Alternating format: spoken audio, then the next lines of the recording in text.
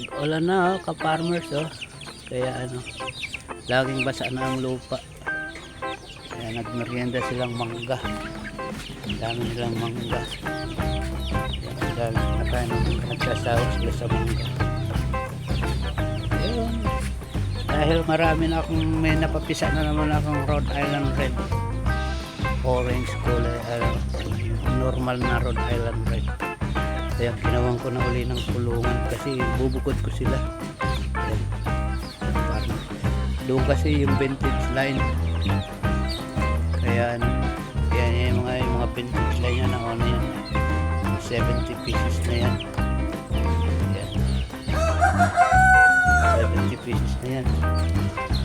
Kaya dito sila. Ito naman sa ordinary Rhode Island Red ko.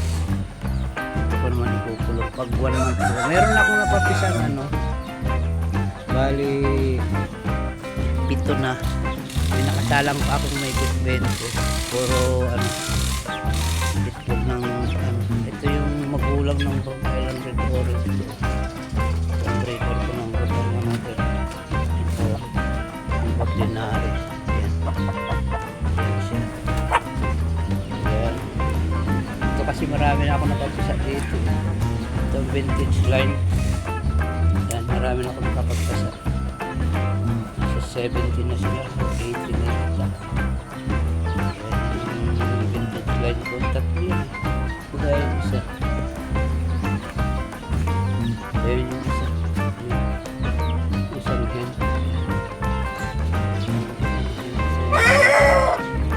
Tapos ito naman, yung ordinary Rhode Island Red. 2 hen din.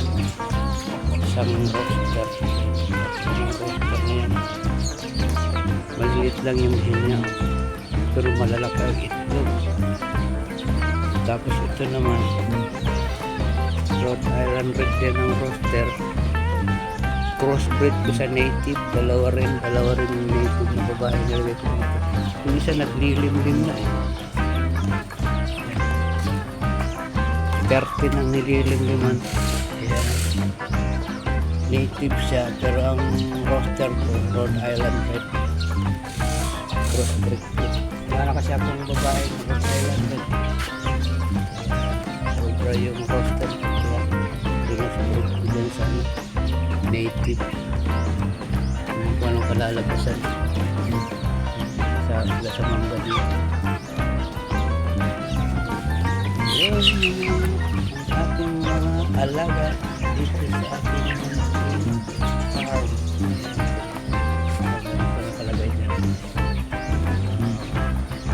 Prospect Mini Backyard Farm.